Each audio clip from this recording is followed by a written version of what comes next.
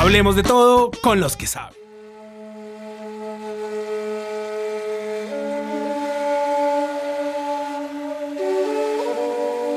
Bienvenidos a Hablemos de todo con los que saben, el podcast del Instituto de Estudios Interdisciplinarios del Externado de Colombia. Hoy vamos a hablar y a celebrar la magistral película de Nolan, La Odisea.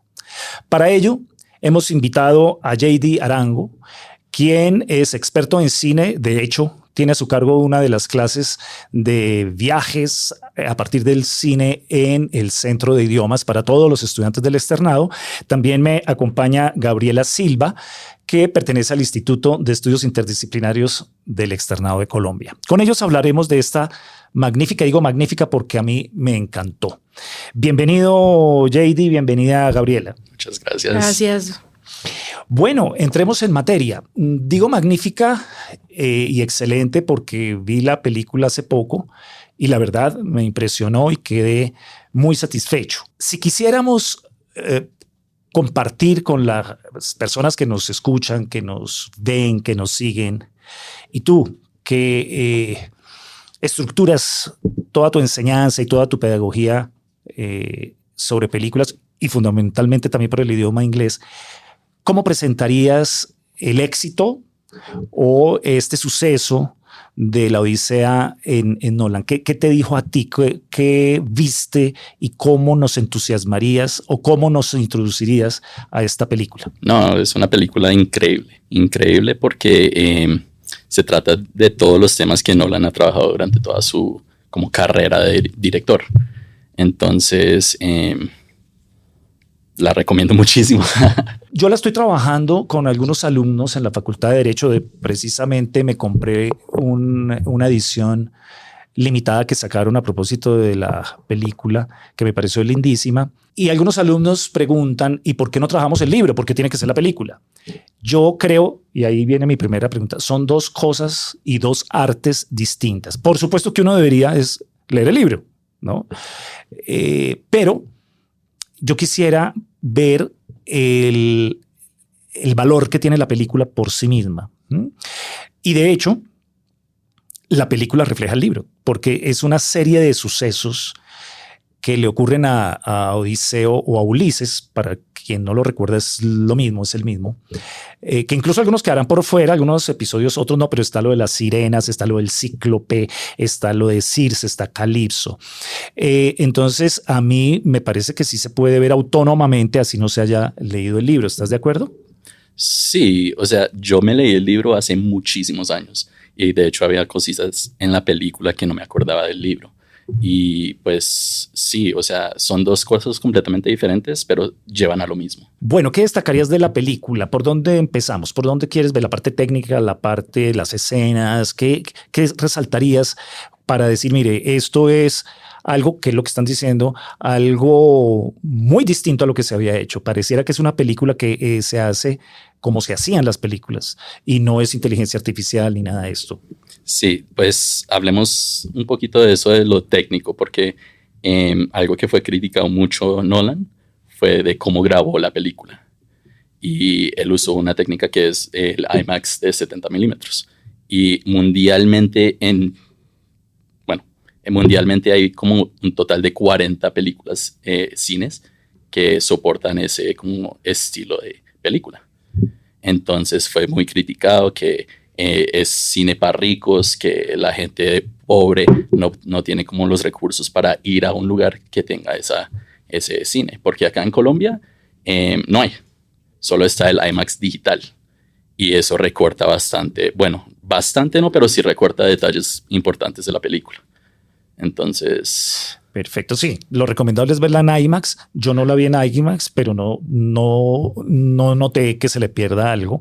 Ya para los expertos como tú, pues notarán que las dimensiones de la película o algo, los primeros planos, pero pues se puede ver en cualquier teatro. Ya que estás en esa parte técnica, de pronto, Gabriela, recuérdanos un poco algo de Nolan. Para los que lo han seguido, pues es el mismo de Oppenheimer, el mismo de Batman, El Caballero de la Noche, el mismo de Interestelar. O sea, estamos hablando de un señor director. Entonces, Gabriela, ¿tú qué nos recuerdas un poco? ¿Qué quisieras tú poner sobre la mesa? Sí, pues supongo que tú bien lo sabrás, Nolan ha hecho varias de sus películas, las ha grabado en formato IMAX. Esta fue como la primera película que en su totalidad fue grabada con IMAX. Y quería hablarte y preguntarte un poco acerca del CGI, que lo redujo a un nivel mínimo, incluso pues como los efectos especiales en las escenas como la de los cerdos con Circe, que ella se ve que les desfigura la cara.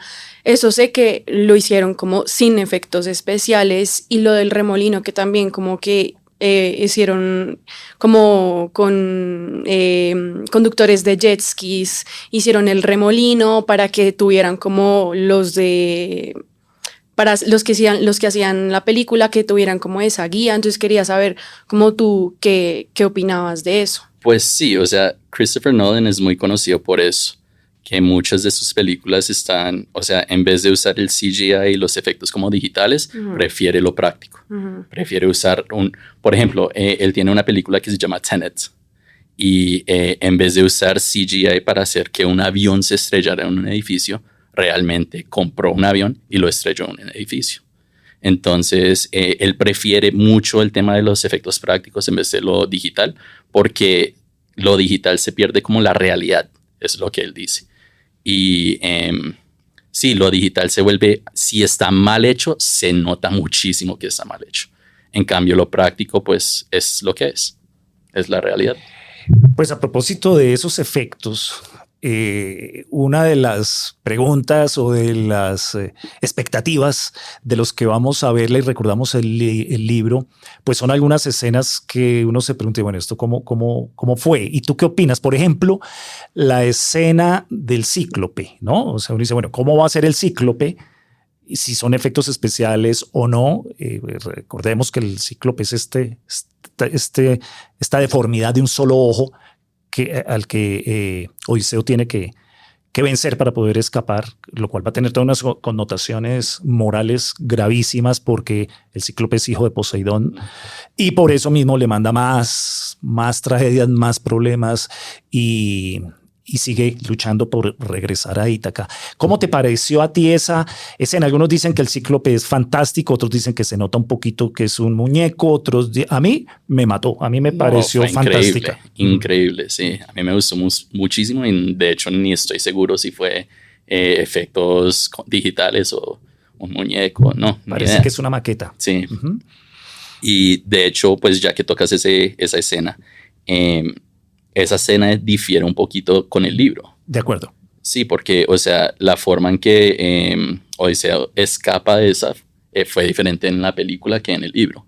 Porque en el libro él engaña al cíclope diciendo que mi nombre es Nadie. Sí, es la famosa paradoja de Nadie. Sí, entonces, en cambio en la película ya él lo enceguece, le tira una flecha, o sea, fue algo más dramático.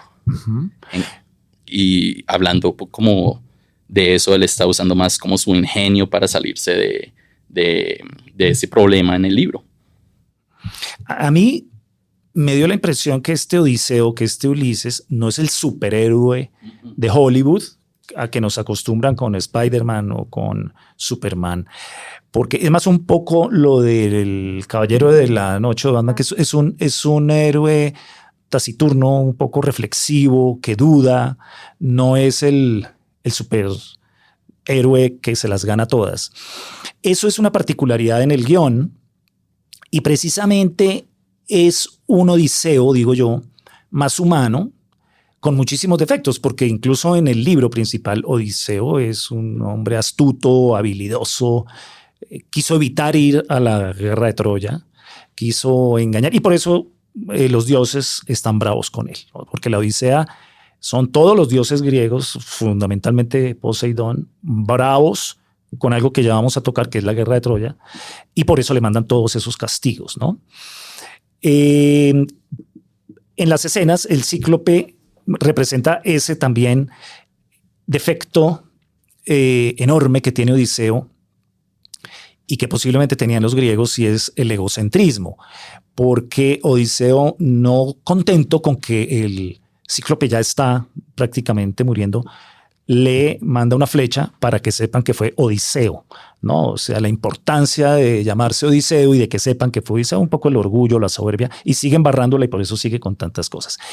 Bueno, esa es una de las escenas que precisamente los que manejan los efectos especiales se preguntan qué tanto funciona o no, y muchísimas otras. Hay otra escena que me gustaría que tú me comentaras cómo la viste, que creo que es la que más conecta con toda la historia y que justifica todo esto, que es la parte de la entrada a Troya, de la guerra de Troya. Tal vez para los que nos siguen, ubiquémonos un poco. Primero es la guerra de Troya, que es la Ilíada, y luego la Odisea, que es el regreso de Odiseo a Ítaca, ¿sí? Y ahí pasan 20 años, 10 años en la guerra y 10 años de regreso, ¿no? Es como la secuela. Exactamente. Entonces la Odisea es el regreso de Odiseo por todas estas islas. Nolan es como experto en ir y volver, ir y volver, ir y volver, porque la película tiene un manejo del tiempo bien particular, ¿no? ¿Cómo viste esa escena de Troya? ¿Qué nos puedes decir de esa? A mí esa escena la verdad, me impresionó. Me impresionó y ya voy a darte mi conclusión. Quiero oírte a ti, ¿cómo la viste? Muy interesante. Entonces, como mencionas, Nolan es experto en hacer volver al tiempo, ir al pasado, al futuro, al pasado, al futuro. Entonces, en esta película se ve claramente porque precisamente cuando está volviendo a Troya para ver cómo ingresaron, cómo pudieron cómo superar esas puertas que eran insuperables. Sí, o sea, esa visión que tiene Nolan para mostrar eso me pareció increíble y muy detallado, de hecho. Ahí pensarías, Gabriela, algo de Nolan que sea característico en sus películas. Sí, incluso como tú lo dijiste muy bien al principio, Nolan en películas como Memento, Inception, Interstellar o Dunkerque. Dunkerque, excelente. Él ha tratado mucho el tema del regreso. Juega muy bien con la memoria, con el tiempo. Entonces eso es como algo muy característico que incluso alcanza como a definir y marcar como su sello con la Odisea. Entonces, pues siento que eso es como algo súper importante y característico de Nolan en sus películas. Sí, además que volviendo a Odiseo, a este Odiseo un poco pensativo, dubitativo, el hecho de que piense en la guerra de Troya es un pensamiento un poco casi como de arrepentimiento, como de tristeza, qué fue lo que hicieron, ¿no? Es decir, hay un sentimiento de culpa de por qué se metieron en eso. Porque es que la guerra de Troya fue un desastre para los griegos. Eso fue como la Segunda Guerra Mundial en el siglo XX. O sea, marcó a los griegos. Bomba atómica. Marcó a los griegos. Fue un desastre. Aunque se tomaron Troya, ahí están las consecuencias. Los dioses no lo permitieron, no lo toleraron. Y durante toda la película están hablando de la ley de Zeus. Exactamente. Y eso fue como quebrantar la ley. Y ese es el punto que a los estudiantes de Derecho les puse a analizar. Toda sociedad tiene sus leyes. Cuando uno discute en filosofía qué es lo justo es lo que cada sociedad define como justo en su momento. ¿Y qué fue lo justo en ese momento? Era respetar a los dioses y respetar la ley de hospitalidad. Entonces, por eso, la toma de Troya se convierte en una negación de esas leyes, porque desafían a los dioses, y el caballo de Troya, que es sobre el que quiero yo llegar, constituye esa, como tú dices, esa bomba atómica. O sea, el caballo de Troya puede ser visto como una astucia, como una habilidad de Odiseo, pero realmente es lo que lo condena, ¿cierto? Correcto. Ese caballo de Troya, ¿ustedes cómo lo vieron? Porque yo tengo una percepción. A mí, yo no sé por qué en mi imaginario, todos los caballos de Troya que me habían mostrado, ¿sí? Y que había visto, era el caballito en ruedas entrando. Este no. Cuéntanos tú cómo lo viste. Muy elegante. Sí, muy elegante. O sea, uno no pensaría que en esos tiempos fuera algo tan majestuoso, digámoslo así. Y pues si uno lo piensa bien, pues sí, es un regalo a los dioses, entonces debería ser de ese nivel, de esa calidad. Pero sí, uno siempre se imagina como el caballito de bloques de madera, las rueditas de madera, todo. Entonces, sí. ¿Por qué me detengo? Y Gabriela me dirá, que sé que viste la película también, me dirás si estás de acuerdo o no. La escena del caballo de Troya es majestuosa porque es un caballo en tamaño real, ¿sí? Y no es el caballo que está ya parado, listo para entrarse, sino que lo vienen jalando desde la playa, todos los griegos jalándolo, y luego lo levantan, semejante estructura tan grande. Pero la escena es cuando muestran cosas que uno nunca se había imaginado qué estaba pasando dentro del caballo. Sí. Todos estos personajes agarrados, sudando, agolpados, estresados, en qué momento podían entrar a la ciudad y tomarse a Troya. Y no es una entrada tan espectacular como hace Hollywood, que abren el caballo y ¡guau! Sale el ejército y no, sino de uno a uno van bajando, van bajando. Por lo tanto, a mí, la verdad, en mis respetos a Nolan, porque me pareció muy original, imaginarse el caballo de Troya de una manera mucho más humana, mucho más sufrida, mucho más angustiosa. Y ahí viene el punto. Ese era un regalo para los troyanos, pero terminó siendo un engaño, una trampa. Utilizar algo tan sagrado como es un regalo y termina siendo un engaño es lo que nunca le perdonan a Odiseo los dioses, que es la famosa ley de la hospitalidad. Si tú no puedes burlarte de los otros grupos, de las otras tribus, de las otras personas, sobre todo llevando un regalo y una ofrenda y que ésta sea falsa.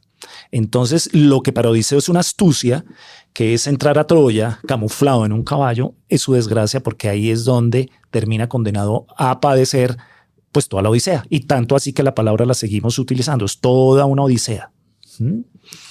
Bueno, muy bien. Gabriela, ¿qué más pensaste de Nolan, de sus películas? ¿Qué nos sugieres que hablemos? Quiero que hablemos un poquito del guión que según lo que yo averigüé, este guión fue escrito por Nolan, así como él escribió el guión de Inception, que le tardó como casi 10 años terminarlo porque pues es complicado el tema del tiempo, tal. Quería saber tú qué opinabas de eso y de la traducción que él usó como base para crear el guión, que fue de Emily Wilson. No fue la traducción que todo el mundo se lee, sino fue la traducción de esta feminista. ¿Qué opinas de eso? ¿Qué sabes de eso? Pues el guión como tal, yo he visto muchas críticas sobre el guión, que es muy directo y muestra lo que va a pasar. Entonces, durante toda la película, en Ítaca, están hablando constantemente de los hombres del mar, hombres del mar, hombres del mar. Y al final, pues, se revela que los hombres del mar eran ellos, realmente. Entonces, fue como mostrar que eso iba para algo. Entonces, criticaron mucho eso, criticaron una vaina donde hablaron sobre la era del bronce. O sea, hablaron muchas cosas sobre el guión y las palabras que usaban específicamente porque delataban mucho. A mí me pareció increíble, a mí me gustó bastante. De hecho, estabas hablando cómo lo escribió Nolan, y normalmente Nolan escribe con el hermano esas películas. Entonces, las películas más grandes es en colaboración con el hermano. Y, por ejemplo, Interstellar, Memento, esas películas fueron con el hermano. Y pues siento que eso muestra como la colaboración que él tiene con la familia y como la creatividad que tienen entre los dos para crear esas historias, como tú dices. Bien, uno queda impresionado de que es un director que escribe él mismo el guión, ¿no? Y según leí en algún lado, él quedó frustrado porque no pudo hacer Troya, que Troya termina siendo, la película Troya es la de Brad Pitt, creo, sí. No termina siendo muy buena, y él ya tenía, me imagino, que la escena de Troya en la cabeza a su manera. Pero lo que dice Gabriela, yo quisiera anotar algo, si ustedes están de acuerdo. Se sabe que él leyó, Nolan, la Odisea, el libro, en la traducción de Emily Wilson, que es conocida por su feminismo, y yo creo que sí se nota en la película. Yo no sé si tú lo notaste. Primero que todo, me voy al final de la película, Penélope. Penélope es importantísima en la película. En el libro no tanto. Es determinante. Tanto, y bueno, además la actriz que me encanta, Anne Hathaway, me parece increíble. sensacional. La escena con Odiseo cuando regresa es de verdad que incluso hasta parece también una historia de amor. Es que tiene de todo, de todo. Tiene amor, guerra, violencia, bueno. Pero sí hay una manera muy elegante de rescatar un poco a la mujer. También Circe, cuando convierte a los hombres de Odiseo en cerdos, pues hay una clara repetición fundamental de que los hombres somos unos cerdos, ¿no? Sí. y por eso es que los convierte en cerdos. Entonces sí creo, si tú estás de acuerdo, que sí hay una exaltación un poco que no se da en el libro de estos personajes como Penélope y Circe. ¿Estarías de acuerdo? Sí, totalmente, totalmente. Y incluso en esa escena cuando se convierten en cerdos, siempre los soldados estaban como diciéndole, no estamos aquí para lastimarte, no estamos aquí para hacerte daño, solo tenemos hambre. E incluso cuando llega Odiseo, lo mismo, lamentamos y te respetamos el hogar. O sea, en todo momento es como mostrándole respeto a la mujer. Entonces sí, claro, se ven muchos elementos feministas ahí. De acuerdo, de acuerdo, de acuerdo. Ya que Gabriela puso el tema de la versión y de la traducción, esta Odisea que tengo acá, yo quisiera mencionar algo, que la sacaron, es una edición que sale ahorita con la película, como con todas las películas que sacan su libro, pero es la edición completa. Yo quisiera aquí, para los que van a leer la Odisea, decir algo. La Odisea es un poema épico, por lo tanto viene escrito en versos, ¿no? Cuando lo traen al español, pues la rima se pierde, entonces es una traducción libre de los versos. La lectura en verso es fatigosa y es un poco complicada, pero existe la versión también en que no es en versos, sino que es en prosa. Esta es en prosa, esta es derechito y facilita mucho la lectura. Digamos que cuando uno vuelve, he estado leyendo algunas escenas para ver un poco con la película, entonces simplemente una recomendación a los que piensen de pronto en leerse la Odisea, que por supuesto me parece que es un libro obligado, pues tienen las dos opciones, las que están en verso y también los que están en prosa, es decir, derecho, ¿no? La que está en prosa facilita la lectura, o sea, la hace un poco más llevadera que la que está en verso. Bueno, si quieres, hablamos de algunas otras escenas que te hayan llamado la atención y que quieras ilustrarnos. No sé si es la de Calipso, la de Circe. ¿Cuál piensas que vale la pena retomar en la charla? O sea, no sé si sea bueno hablar de esto, pero me gusta como la comparación del libro con la película. Por supuesto. Y por ejemplo, o sea, la primera prueba que Odiseo enfrenta en el libro es la flor del loto. Sí. Sí, y que los hombres estaban como adictos a comérselo y literal Odiseo tuvo que agarrar a sus hombres y arrastrarlos de vuelta al barco. En cambio, en la película es completamente diferente. Ya no estamos con los hombres, ya es únicamente Odiseo y él está como usando esa flor de loto para como recuperar su memoria, su estabilidad también. Entonces eso me pareció como algo diferente, pero algo interesante porque Christopher Nolan lo está incluyendo de otra forma porque, o sea, 8 pruebas, creo que son 8 pruebas en el libro. Él no puede meter 8 pruebas en una película de 3 horas.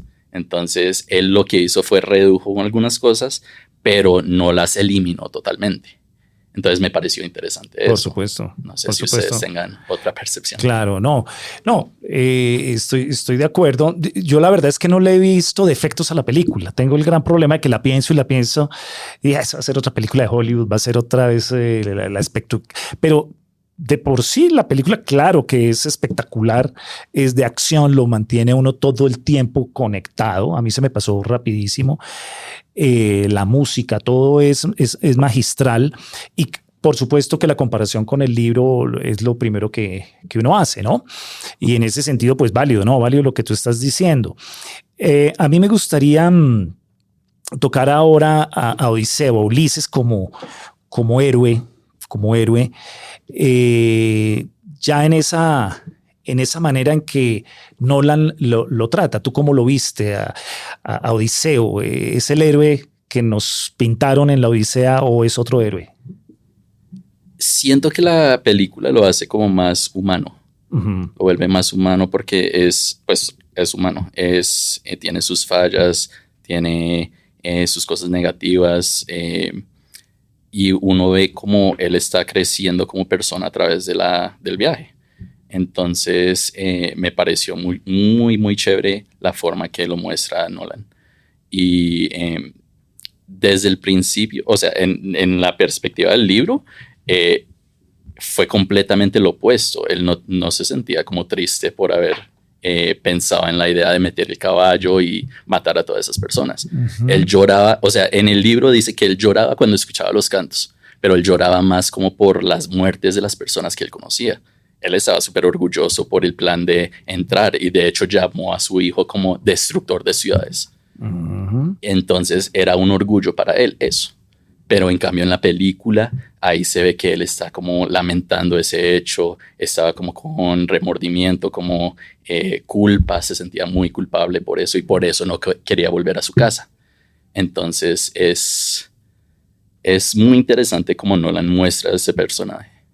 Y hablando de los personajes y de los actores, ¿has tenido oportunidad de reflexionar sobre los actores? ¿Cómo te parecieron? ¿Han dicho algo de Menelao, algo de Odiseo? A mí todos me encantaron. De Elena, me pero ¿cómo lo parecieron viste? los actores increíbles. ¿Sí? Incluso el que más me gustó fue Robert Pattinson. ¿Cuál es? El Antino, creo que se llama, Sí. Alcino.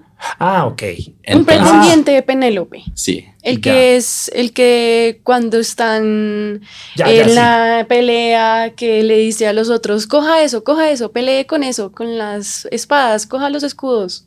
Y se Él esconde. quería Ya, cambiar sí. Entonces, Un paréntesis para que no se nos pierdan los que nos siguen y te continúo escuchando sobre los personajes. Algunos me han preguntado, ¿y por qué cuando está Penélope esperando durante tanto tiempo a Odiseo, ¿no? Como una prueba de que ella no quiere casarse nuevamente, y por qué lo espera y no da por hecho que se murió y se casa con otro?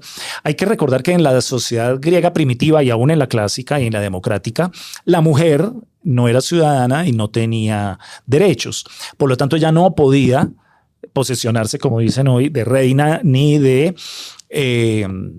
Ítaca. reina de Itaca. Tiene que esperar que un hombre lo haga. Entonces la ley ordenaba que como Odiseo supuestamente murió, o no saben qué pasó, tiene que ser reemplazada por un pretendiente y por eso aparece rodeada de pretendientes. Pero ahí viene algo importantísimo, que es la ley de la hospitalidad entre los griegos, que muy seguramente van a retomar los cristianos después, que es ayudar al necesitado, ayudar al hambriento, y por eso el reino de Odiseo, donde está Penélope esperándolo, aparece ella siempre con pretendientes, con pobres, con minusválidos, con menesterosos, a los que les da comida. Esa ley de la hospitalidad y de la caridad no se la inventaron los cristianos, eso viene de tiempo atrás. Y ahí todo el entramado de Penélope es tejiendo el famoso truco de tejer un tapiz y destejerlo por la noche y decirle a los pretendientes, cuando termine de tejer el tapiz, escogeré el pretendiente para que se case conmigo y sea el rey de Itaca, cosa que nunca sucede. Y allí entonces hay una serie de personajes, y estamos hablando de los personajes, ¿no? Todos te encantaron, todos. Cuéntanos un poco, porque yo no estoy muy en la onda del rap y en la onda de los nuevos. Hay un actor que criticaron muchísimo, Travis Scott. que es rapero, Sí. y lo han criticado, no en la actuación, sino que porque lo puso. Sí. O sea, él tiene mucha crítica en la vida real por su comportamiento con su público. Entonces, pues Christopher Nolan, al usar a una persona tan crítica o tan criticada, pues obviamente trajo críticas a la película también. Y ser, de hecho, el primer personaje que uno ve cuando inicia la película, pues es con el que arranca. Exacto. Pero además tiene que ver con la música, porque es el que empieza a tocar los tambores y los palos como un fondo rítmico durísimo para casi que como contar la historia. Exactamente, para contar la historia. Bueno, ¿qué otros personajes, qué otras actuaciones? ¿Cómo te parece la actuación de Odiseo? No, De increíble. Matt Damon. Increíble esa actuación, o sea, muy buena, se sintió, o sea, ni se sintió como un personaje, o sea, uno está viviendo la película. Entonces, o sea, la actuación se sintió tan real como si uno estuviera ahí. Y muy increíble. Matt Damon, increíble. Yo te quería preguntar. Adelante. Lo siento. Te quería preguntar ¿qué te pareció que escogieran a Zendaya como Atenea? Porque pues la gente en común tiene como el conocimiento de que los dioses griegos tienen los ojos azules y son blancos, y Zendaya, tengo entendido que los dioses griegos de verdad tenían como la misma apariencia de Zendaya. Y ¿qué te pareció que hubiesen escogido a Lupita Nyong'o como Elena? Que pues para muchos dirán, no, pero es que ella es negra, tal, racistas. ¿Qué te pareció que Nolan hubiera escogido a estas dos actrices para interpretar estos roles? Es que incluso ni siquiera ellas dos, pero también fue criticado Elliot Page, que duró 30 segundos en película. Sinon. Sí, pero igual lo criticaron muchísimo. Y si uno mira la historia, él es el que más se parece a los griegos, a esa estructura. Entonces, no tiene sentido, simplemente son críticas racistas, Sí, comentarios exacto. racistas Totalmente que no tienen lugar. Entonces, sí. Y me dirás tú, creo que Nolan le dio más protagonismo a Sinon que en el libro, y pues eso a mí me pareció increíble, como la participación y la actuación de Elliot Page. También quería como saber tu opinión acerca de la diferencia del viaje de Telémaco, como en el libro y en la película, que fue como un poco más corta, obviamente supongo que por el tiempo, y también el hecho de que Penélope le diera la figura de Atenea, que siento que en el libro fue diferente, como saber reconocer que es Odiseo o Ulises. Que quería saber tu opinión acerca de eso. Pero puedo meter la cuchara antes de pasar a ese. Sí, Porque claro. hay un personaje que yo quiero mencionar, que yo no sabía que era, y vine a darme cuenta que es nada más ni nada menos que Leguízamo. John Leguizamo. El sí. ciego. John Leguizamo, yo no lo reconocí. Claro. Es colombiano, Sí, él, ¿o no? es colombiano. Pues bueno, ahí está por Sí. eso tenemos que ver la película, porque él es nada más ni nada menos que el anciano ciego, Eumeno, creo que se llamaba. Bueno, el que le sopla. En un medio, creo, sí. El que le sopla a Telémaco, ahí a su círculo, que cazan a Penélope y que van a dar por muerto a Odiseo y que ya van a tomarse el reino de Ítaca, ¿no? A mí me gustó mucho la actuación de él. Sí, fue una parte muy importante, muy importante. O sea, incluso cuando está enseñándole a pelear, Ajá. le dice que actúe como dejarse descubierto para el ataque, sí. y ahí es cuando él ataca. Y realmente eso uno lo ve más adelante, no solo en el hijo, sino también en el padre, en Odiseo. Okay. Entonces, es importantísimo para la historia. Y tú, ya vamos sobre tu pregunta, y lo que he oído yo, eso sí es que lo han comentado porque no alcancé a percibir, pero aunque han criticado un poquito la actuación de Telémaco. ¿Tú has oído algo de eso? O sea, el hijo de Odiseo, un poquito novato, un poquito primerizo, o es más chismes de la oposición. Creo que sí es más chisme, pero incluso pues es que así es el personaje. Sí, ¿no? Así tiene que ser el personaje. Están mostrando cuando es un niño prácticamente, y después se madura a través del tiempo. Y al final, cuando pues ya mata a la persona, cuando está ahí peleando, incluso para la escena de las espadas, las lanzas, del escudo. O sea, ahí es como una transición de niño a hombre. Okay. Entonces él ya logra como a madurar. Entonces, no, yo pienso que la actuación de Tom Holland fue muy buena. Okay. Y logró lo que Nolan estaba tratando de mostrar. A mí una actuación que me pareció muy particular y me enterneció fue la de Argos, el perrito. Ay, Perrito. hermoso, que lo esperó 20 años. No es el largo. Yo me imaginé que iba a ser el perrito típico de Hollywood, la mascotica divina que sale y lo recibe, porque no nos olvidemos que el que reconoce a Odiseo es el perro, por el olfato. Cuando Odiseo regresa, por fin, tiene que regresar disfrazado para que no lo maten, o si no le quitan la esposa y el reino. Tiene que ocultarse, y el perrito, yo me imaginé que iba a salir como en todas las películas de Hollywood, corriendo feliz. No, está moribundo, Es que sucio, sí. tirado, y solo levanta la colita y lo reconoce. Lindísima esa escena, Con lindísima. Y su se último muere. aliento. Y se muere. Y ahí fue que Telémaco supo que él en realidad era su papá. Ah, sí, Telémaco apenas de que algo lo reconoce. Y ahí el perro duró exactamente hasta que Odiseo regresó. La importancia del regreso es que la Odisea finalmente es la pregunta de fondo, si debemos regresar después de ser exitosos o no. Es decir, me quedo en el éxito, me quedo siendo superior, me quedo más allá y me olvido de dónde vengo o regreso, ¿no? Y entonces la historia de Odiseo es que volvemos a donde hemos querido, ¿no? Y de donde está nuestra esposa, donde está nuestra familia, donde está nuestro oikos, ¿no? Bueno, ahora sí, yo interrumpí, vuélvenos a reincorporar al tema del viaje de Telémaco. ¿Cómo era la inquietud? No, que pues tengo entendido que el regreso, el viaje de Telémaco en el libro fue diferente que en la película, porque en la película fue un poco más corto, en el libro pues es un poco más extenso. Quería saber tu opinión acerca de eso y quería saber tu opinión acerca de cómo Atenea le regala la figura de... Penélope le regala la figura de Atenea para que sepa que es él el que vuelve, pero en el libro es diferente. Entonces quería saber cómo tu opinión. Pues, o sea, el viaje de Telémaco es como muestran lo necesario.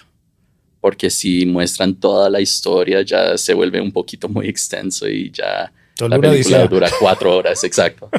Pero muestran lo necesario para saber que él conoció al papá, el papá estaba en la batalla de Troya, la forma que era el papá realmente en el caballo, o sea, él cuenta las experiencias que vive dentro del caballo con el papá. Entonces ahí está como conociendo un poquito más al papá y como cogiéndole como ese cariño. Uh-huh. Pero sí, en cambio, si muestra toda la historia, sí va a ser una historia muy larga. Entonces yo creo que mostraron apenas lo necesario y fue perfecto.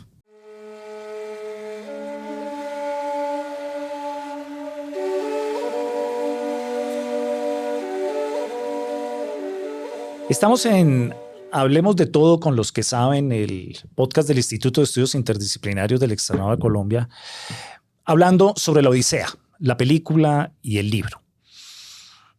Entremos un poco, JD, en la figura de Agamenón, que es tan importante y aparece ahí y desaparece. Incluso algunos han dicho que su casco recuerda un poco al Caballero de la Noche, un poquito al de Batman. O sea, son pequeñas pistas que nos da el director. ¿Tú cómo viste a Agamenón?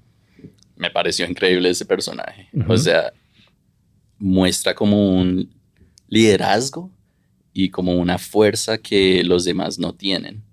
Entonces uno ve a los soldados, uno ve a Odiseo, o sea, todo el mundo lo está siguiendo, es a él, haciendo todo para que él sea el ganador, digámoslo así. Entonces el personaje increíble y la forma que muestran como la muerte, todo me pareció increíble, fue algo muy impresionante. Sí, es difícil encontrarle errores o defectos a la película, la verdad. No, es impresionante. Sale uno muy, muy gratificado de ver una película tan buena, tan buena. No dejen de verla. A veces, o sea, hay personas que critican el final, que mató a todo el mundo, eran 40 contra 1 y dicen que es algo como sobrenatural, pero si uno lo piensa realmente, Odiseo, él es una persona que estaba en la guerra, estaba luchando constantemente, y las personas que están ahí están bebiendo todo el día, están comiendo, están aprovechándose de los lujos del castillo. Entonces, pues, ¿quién está más preparado para guerra? ¿Quién está más preparado para luchar en esa forma? Entonces, muchos lo critican, pero yo le veo como lógica. Yo veo que tiene sentido. Claro, además que eran sociedades profundamente guerreras. Exacto. ¿No? Son sociedades guerreras, sociedades religiosas, con unos valores donde el héroe, la valentía, la fuerza, el arco, son sus valores. Por eso es tan importante Odiseo, porque entre los valores paradigmáticos de los griegos, Nolan nos muestra un Odiseo también reflexivo, con dudas, que prefiere volver, ¿sí? que piensa en Penélope, piensa en su hogar entonces no hay que extrañarse de que haya escenas de guerra. Es más, hay escenas violentísimas, ¿no? Fuertísimas. Esa conversión de los hombres en cerdos por parte de Circe es incluso a veces truculenta, ¿no? Es que como todo los desfigura. Es una película fuerte, por supuesto. Bien. Hablemos entonces, y Gabriel, ayúdame, sobre Nolan en esta parte final de nuestro podcast de Hablemos de Todo, con los que saben, que nos escuchan y que nos ven. Recordemos un poco también, o ayúdanos a introducirnos en el tema de Nolan ya como director y sus otras películas, que vale la pena recordar toda su cinematografía. Sí. Bueno, pues si miramos películas como Memento, Inception, Interstellar, Dunkirk, pues parece que hay como una preocupación constante con el tiempo, la memoria, la guerra, el regreso. Quiero saber tu opinión acerca de, pues, por qué escoge la Odisea para hacer la película, que pues prácticamente reúne muchas de las obsesiones que Nolan ha explorado durante toda su carrera. Pues precisamente, o sea, si tú te pones a mirar las películas que tiene Nolan, todas están centradas en exactamente eso, en volver al pasado, volver a casa, en lapsos de tiempo, en guerra, todo eso. O sea, uno podría decir que esta película fue hecha para él, porque, o sea, reúne todas las características y sí, es muy curioso eso. Literal, es la perfecta película para él porque reúne todo lo que él ha hecho. Y si uno se pone a mirar las películas, por ejemplo, una que no mencionaste, The Prestige. The Prestige. Es una película claro, increíble y al final tiene como muestra como ata todo. Todo queda solucionado. Y pienso que esta película es muy parecido en ese sentido. Su final es perfecto. Entonces, todo tiene su solución ahí en el final. Y todo queda perfecto, prácticamente. Obviamente, él se va de su tierra, él se va de su castillo, de su comodidad, digámoslo así, y queda Telémaco como rey. Pero él está satisfecho con eso. Él está feliz con eso. Entonces sí veo que ese contraste con esta película, con las demás películas, que fue encaja una de perfecto. sus primeras incluso. Exacto, sí. Mira, a mí el contraste también más asombroso, que es imposible que sea el mismo, es con Oppenheimer, ¿no? Cuando vimos Oppenheimer, y además que ganó un juego de premios, pero es otra cosa, ¿no?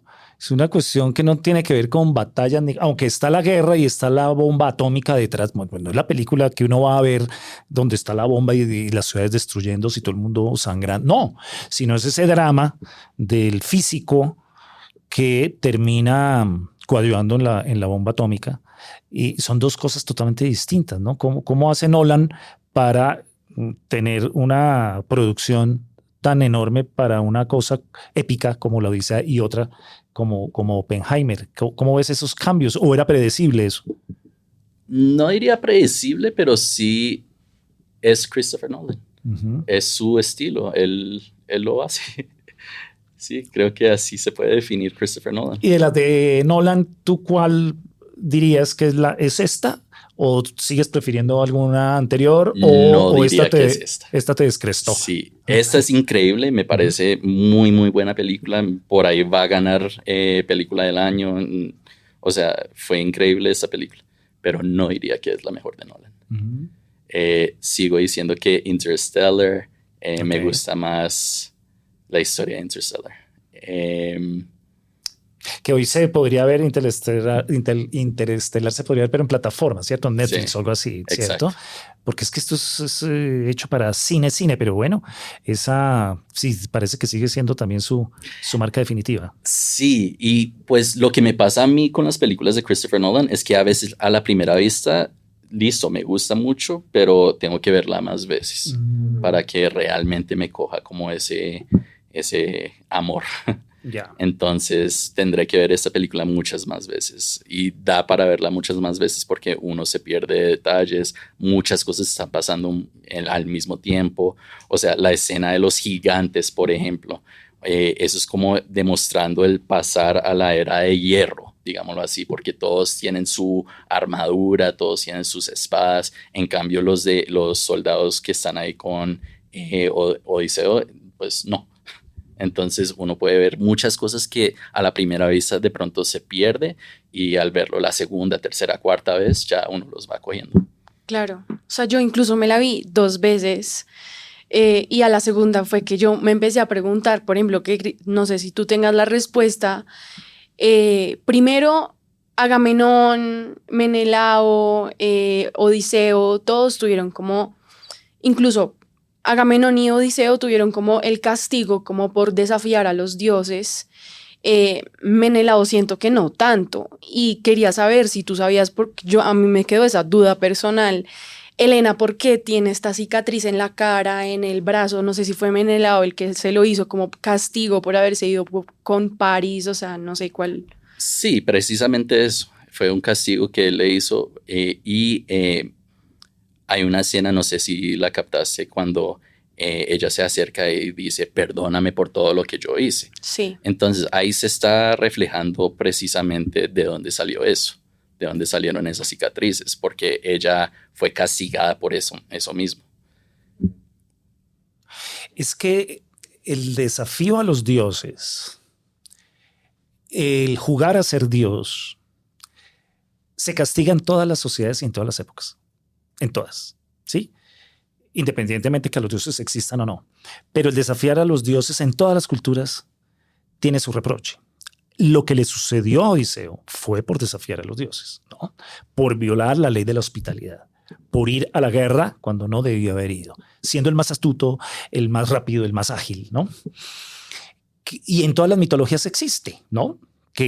¿Por qué Adán y Eva son despedidos del paraíso? Por lo mismo, porque al probar el fruto prohibido, la manzana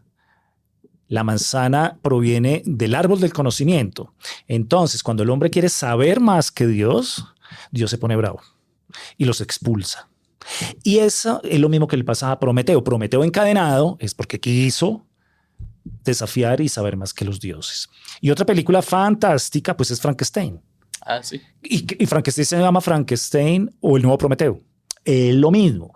Un científico que se las da de listo y quiere crear un ser más poderoso que todos, ensamblado con todo lo bueno de los demás, y termina creando un monstruo llamado Frankenstein.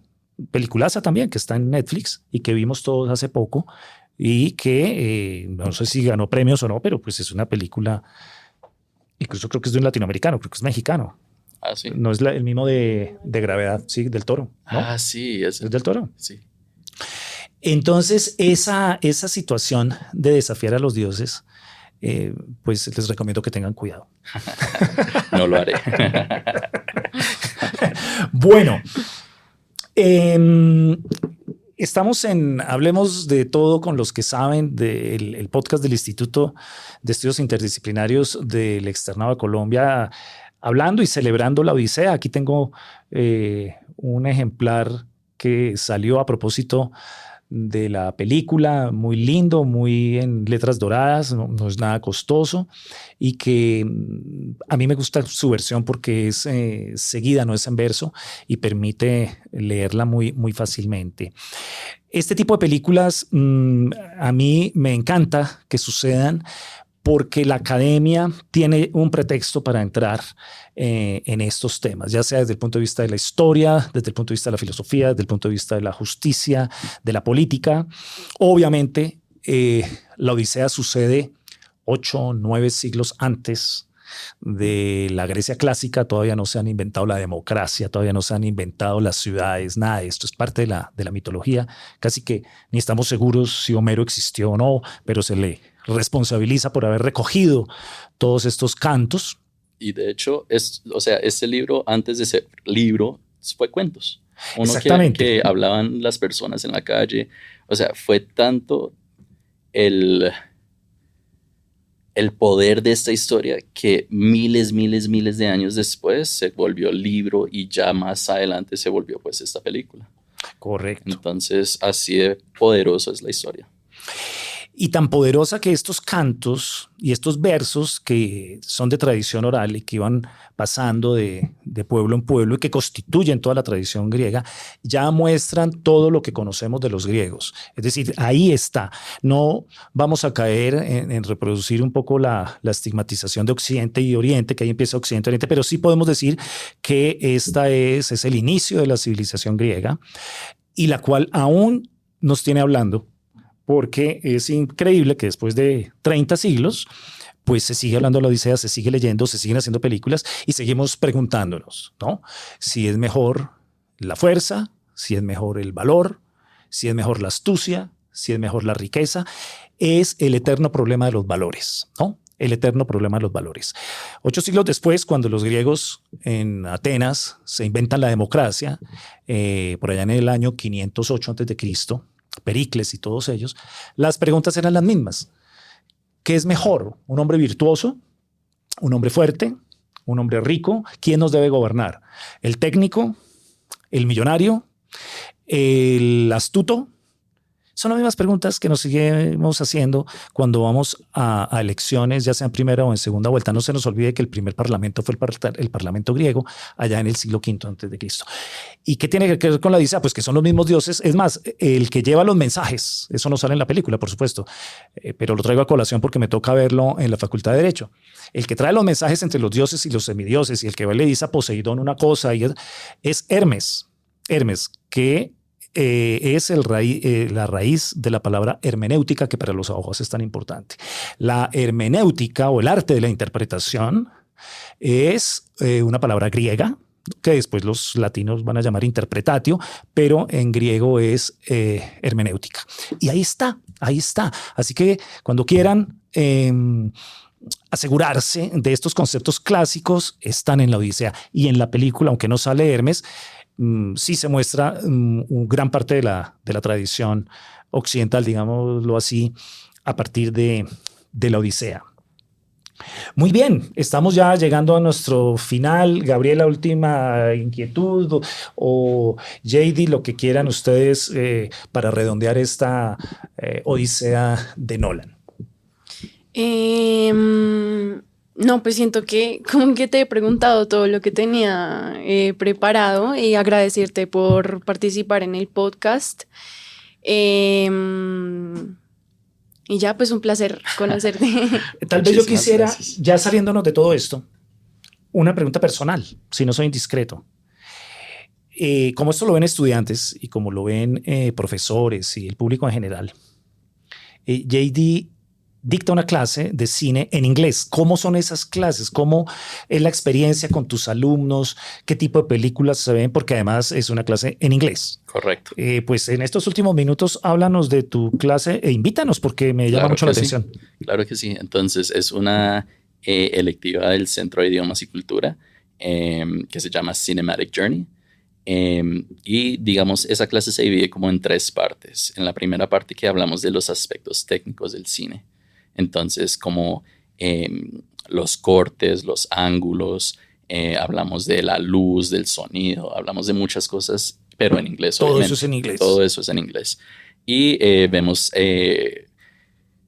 videos, vemos películas que se relacionan con lo que vimos en esa clase. Entonces, digamos, si estamos hablando de sonido, veríamos una película que es muy característico por el sonido.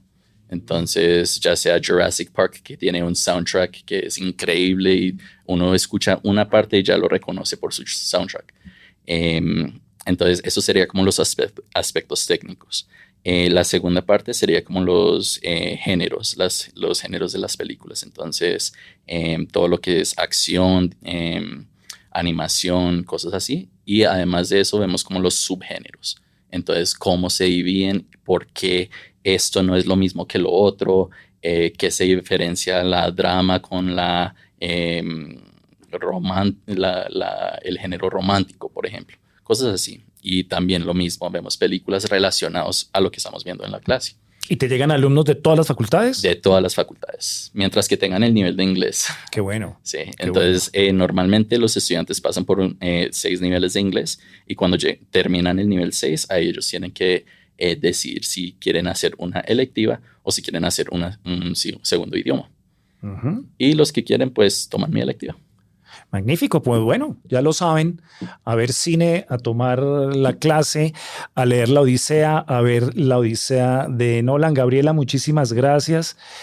Quedamos muy agradecidos con tu intervención y JD Arango, quien nos ha acompañado. Muchas gracias por compartir tu conocimiento. No, muchísimas gracias por la invitación. Te volveremos a invitar. Claro, ya aquí estaré. Sabiendo que estamos tan cerca, compartiremos de pronto otras películas, si te parece. Perfecto, me parece increíble. Bueno, a todos muchas gracias en Hablemos de Todo con los que saben. No olviden seguirnos, darnos like, dejarnos sus comentarios, proponernos temas. A todos nuevamente la invitación a la película o al libro La Odisea, que la disfruten como la hemos disfrutado nosotros y los esperamos en un próximo episodio. Gracias. Nos vemos en un próximo episodio de Hablemos de Todo con los que saben. Un espacio interdisciplinario para las ideas que dan forma a nuestro mundo.